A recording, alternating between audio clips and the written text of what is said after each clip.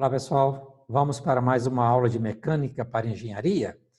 Pois bem, hoje nós vamos apresentar um exemplo de aplicação do conteúdo que vimos na aula anterior. Momento de uma força em relação a um eixo. Compartilhando com vocês, então, nossa apresentação. Bem, então esta é a nossa sexta aula.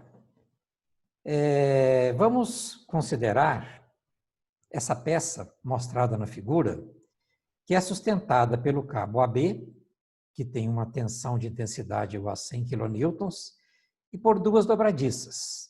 Nós queremos calcular o momento da força no cabo AB em relação aos eixos CD e ao eixo X.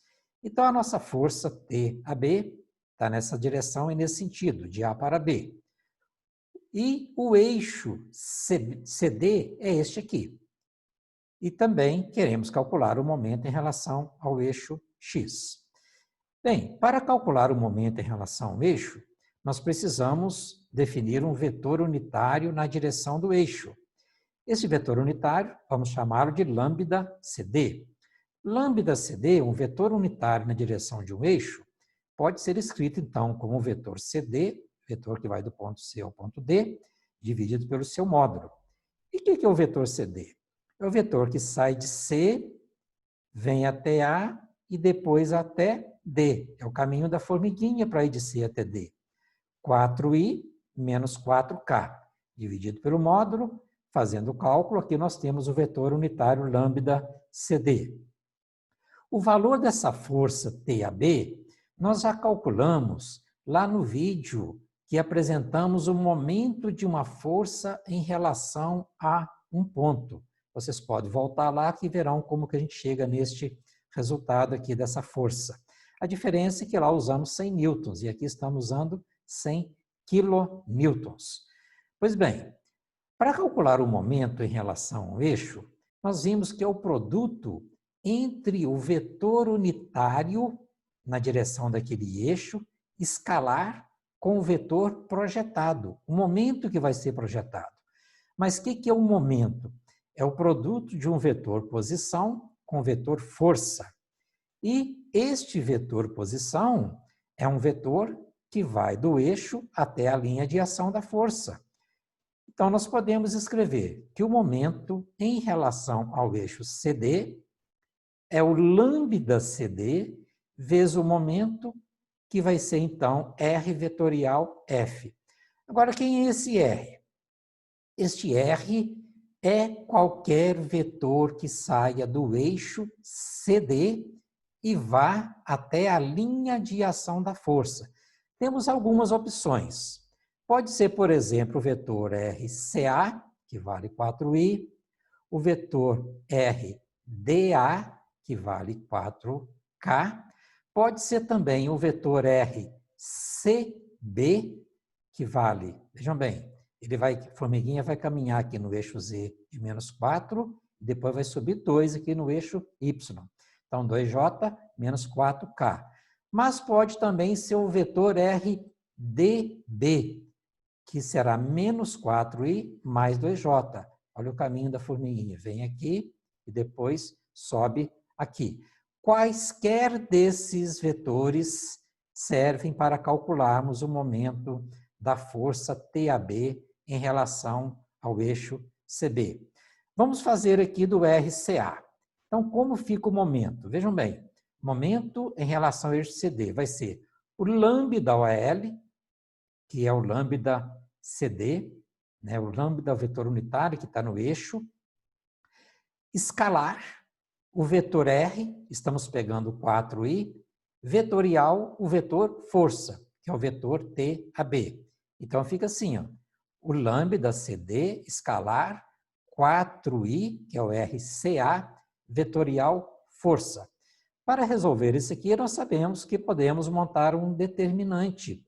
Estão lembrados? Produto misto, um produto escalar com produto vetorial. A primeira linha formada pelas componentes do primeiro vetor, a segunda linha pelas componentes do segundo, só tem o 4i, E a terceira, as três componentes do vetor força. Para resolver aqui, a gente vai fazer assim, vejam bem, se eu traçar uma linha aqui e outra aqui, este vezes este menos este vezes este, tudo zero. Quando eu fizer depois este vezes este e este vezes este, vai multiplicar por zero também. Então, qual que de fato vai sobrar aqui para a gente? Olha, 4 vezes 33,3 menos zero, né? Vezes menos 0,707. Então, ficou 4 vezes 33,3 vezes menos 0,707, que dá menos 94,2 newton vezes metro. Este é o momento da força TAB em relação ao eixo CD. Vamos fazer agora, considerando o vetor RDA. Montamos a mesma equação.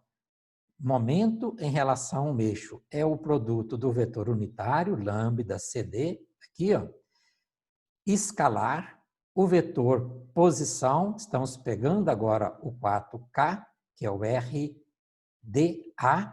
vetorial, o vetor TAB, que tem estas componentes aqui. Novamente, montamos a nossa matriz, componentes do unitário, componentes do vetor posição, no caso aqui agora só tem no eixo Z, 4, repetimos a força.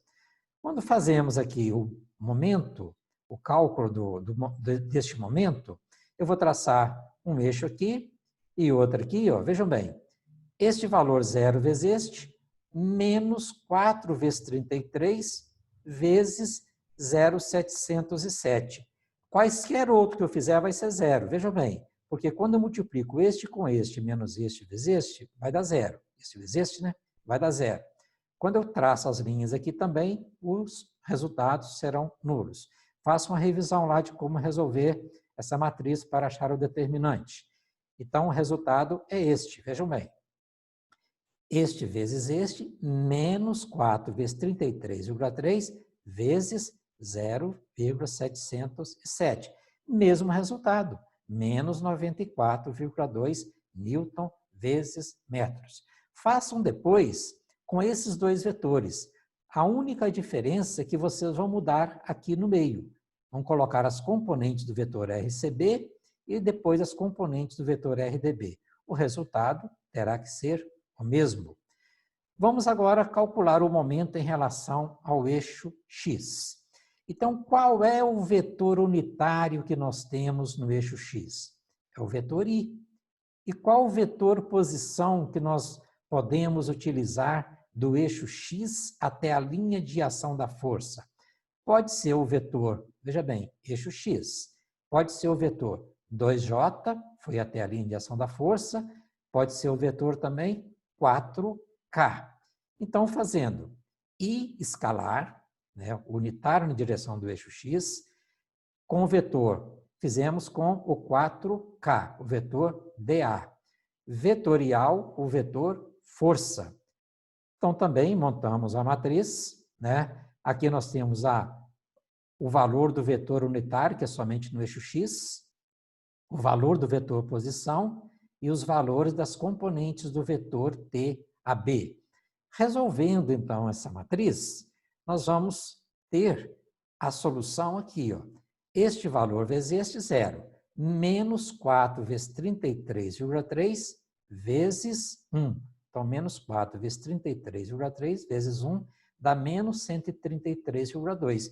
Se vocês voltarem no exemplo que fizemos em nossa aula 4, do momento em relação a um ponto, vocês vão verificar que este é o valor que encontramos para o momento em relação ao eixo X. Se fizéssemos, por exemplo, em relação ao eixo Z, o que mudaria é que teria 0, 0 e 1 aqui. O resultado é este, porque qualquer outro produto que nós fizermos estará multiplicando por zero aqui e não vai dar nada. Este é o resultado que nos interessa. Pois bem, então, é um exemplo que aplicamos, revimos como escrever um vetor unitário, como fazer produto vetorial, como fazer produto escalar, o produto misto, e assim a gente encerra esse assunto de momento em relação a um eixo. Faremos outras aplicações que irão utilizar muito este conceito, que ele é muito importante. Obrigado e Até o nosso próximo vídeo. Abraços.